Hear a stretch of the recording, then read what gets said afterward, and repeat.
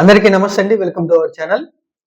ఇటు IndiGo issue, ఇటు journalist Arnab Goswami, మధ్యలో టీడీపీ పార్టీ. టోటల్ గా కొన్ని రోజుల నుంచి జరుగుతున్నటువంటి టోటల్ ఎపిసోడ్ కి సంబంధించి మనకు కొన్ని కీలకమైనటువంటి అంశాలైతే తెలుస్తాయి. నేను ఈ వీడియోలో ఒక 5 అంశాలైతే చెప్పాలనుకుంటున్నాను.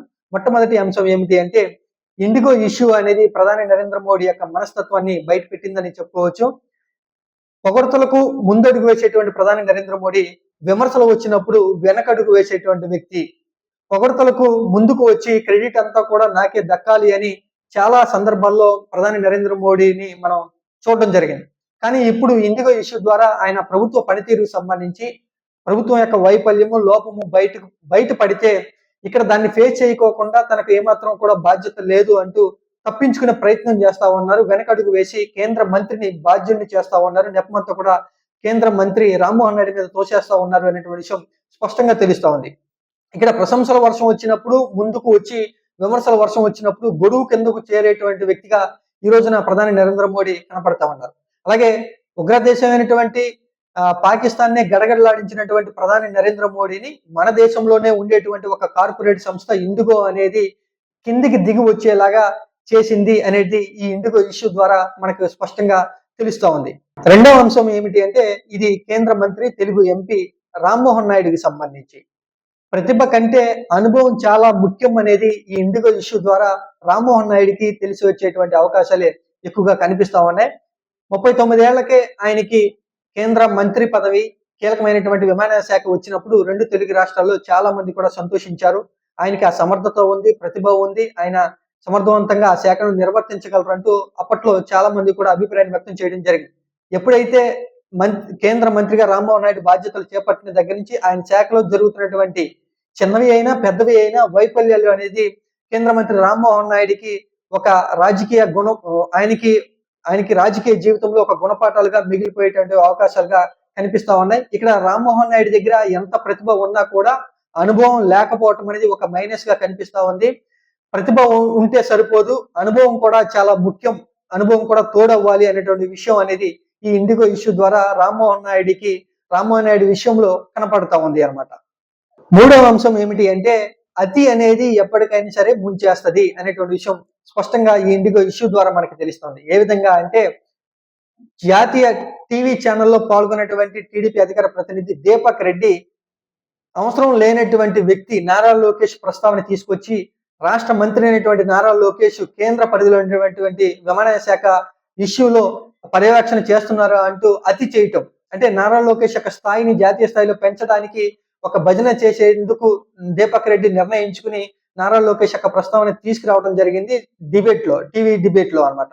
అయితే అక్కడ జర్నలిస్ట్ అర్నబ్ గోస్వామి మంత్రి నారా లోకేష్ ను కూడా ప్రశ్నించడం, ఆయన పనితీరును, ఆయన పరిధిని, ఆయనకి రాష్ట్ర మంత్రి అయినటువంటి నారా లోకేష్ కేంద్ర మంత్రి విషయంలో ఎలా జోక్యం చేసుకుంటారంటూ ఒక రకంగా గాలి తీసేశారని చెప్పుకోవచ్చు. ఈ విధంగా రాజకీయ పార్టీలకు సంబంధించినటువంటి నాయకులు చేసేటువంటి అతి ఎప్పటికైనా సరే ముప్పుగా మారి వారిని ముంచేస్తుంది అనేది ఈ ఇండిగో ఇష్యూ ద్వారా నారా లోకేష్ కి, టీడీపీ పార్టీ వాళ్ళకి తెలిసి వచ్చేటువంటి అవకాశాలు ఎక్కువగా ఉన్నాయి.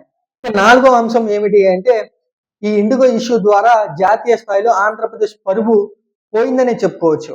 అది కావాలని పోయిందా, కావాలని చేయటం వల్ల పోయిందా, లేదా తెలియకోకుండా పోయిందో ఏమో కానీ టోటల్ గా మటుకు ఇండిగో ఇష్యూ ద్వారా జాతీయ టీవీ ఛానల్ అయినటువంటి డిబేట్ లో అర్నబ్ గోస్వామితో టీడీపీ అధికార ప్రతినిధి దీపక్ రెడ్డి చేసినటువంటి అతి వల్ల మొత్తంగా ఏదైనా కానీ ఆంధ్రప్రదేశ్ పరువు యొక్క పోయిందని చెప్పుకోవచ్చు. ఏ విధంగా అంటే, పదే అర్నబ్ గోస్వామి కేంద్ర మంత్రి రామ్మోహన్ నాయుడిని ఉద్దేశిస్తూ టీడీపీ పార్టీ ఎంపీ అని, తెలుగు ఎంపీ అని రామ్మోహన్ నాయుడు యొక్క పనితీరును తక్కువ చేసి మాట్లాడడం, ఆయనకి పని చేత కావట్లేదు అంటూ ఆయన రాజీనామా చేయాలి అంటూ కోరడం, ఆ తర్వాత టీడీపీ అధికార ప్రతినిధి దీపక్ రెడ్డి నారా లోకేష్ ను తీసుకొచ్చేసి ఆ విమానయాన శాఖ ఇష్యూలో చేర్చడం, అంటే ఆయనకి పెద్దపీట వేసేందుకు ప్రయత్నించి బొక్కబోర్ల పడడం, ఆ తర్వాత జర్నలిస్ట్ అర్నబ్ గోస్వామి ఆంధ్రప్రదేశ్ రాష్ట్ర ముఖ్యమంత్రి చంద్రబాబు గారికి కూడా కొన్ని ప్రశ్నలు ఎదురు సంధించడం, మీ టీడీపీ పార్టీ ఎంపీలకి పని చేయటం అనేది తెలియజేయండి, నేర్పించండి అంటూ కూడా ఒక రకంగా కొన్ని ప్రశ్నలు సంధించడం. టోటల్ గా ఈ ఇండిగో ఇష్యూలో జరిగినటువంటి పరిణామాలన్నీ కూడా ఆంధ్రప్రదేశ్ రాష్ట్ర పరువు కొంత పోయిందని చెప్పుకోవచ్చు.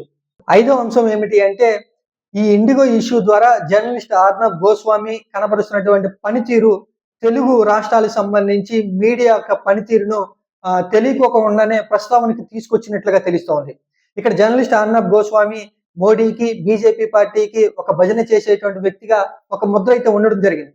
అలా ఎన్డీఏ కూటమిలో కీలకమైనటువంటి టీడీపీ పార్టీని ఎండగడుతూ, టీడీపీ పార్టీ ఎంపీ అయినటువంటి రామ్మోహన్ నాయుడు యొక్క పనితీరును తప్పుపడుతూ, ఆ టీడీపీ పార్టీ ముఖ్య నేత అయినటువంటి నారా లోకేష్ ని, అలాగే ముఖ్యమంత్రి టీడీపీ పార్టీ అధ్యక్షుడైనటువంటి చంద్రబాబు గారికి కూడా జర్నలిస్ట్ అర్నబ్ గోస్వామి ప్రశ్నలు సంధించడం. టోటల్ గా ఈ ఇండిగో ఇష్యూలో జర్నలిస్ట్ అర్నబ్ గోస్వామి ఆయన కనపరుస్తున్నటువంటి పనితీరు అనేది తెలుగు మీడియా ఛానల్స్ యొక్క పనితీరును ఆయన ఎత్తి చూపినట్లుగా, అంటే ఎద్దేవా చేసినట్లుగా తెలుస్తోంది. ఇక్కడ ఉన్నటువంటి మీడియా ఛానల్స్ చాలా మటుకు ప్రస్తుత అధికార పార్టీకి భజన చేస్తూ ఉన్నాయి అనేటువంటి విషయం గురించి ప్రజల్లో చర్చకు తెలియకోకుండానే జర్నలిస్ట్ అర్నబ్ గోస్వామి తెర మీదకి తీసుకొచ్చారు. ఆంధ్ర ప్రజల్లో తెలుగు మీడియా ఛానల్స్ గురించి, వారి పనితీరు గురించి చర్చకు వచ్చే విధంగా ఒక అంశాన్ని తీసుకొచ్చారని చెప్పుకోవచ్చు. అలాగే మరికొన్ని ఛానల్స్ ఏమో కొంతమంది రాజకీయ నాయకులకు మాత్రమే అనుకూలంగా పనిచేసేటువంటి మీడియా ఛానల్స్ గా ఆ మీడియా ఛానల్స్ యొక్క పనితీరును కూడా ఈ ఇండిగో ఇష్యూ ద్వారా బయటకు వచ్చినట్లుగా, ప్రజల్లో చర్చ జరిగే విధంగా ఈ తెలుగు మీడియా ఛానల్స్ యొక్క పనితీరు గురించి చర్చకు వచ్చే విధంగా టోటల్ గా ఈ ఇండిగో ఇష్యూ అనేది తెర మీదకి తీసుకొచ్చినట్లుగా తెలుస్తుంది. మొత్తంగా ఇండిగో ఇష్యూ అనేది మనకు చాలా గుణపాఠాలు అయితే నేర్పిందని చెప్పుకోవచ్చు.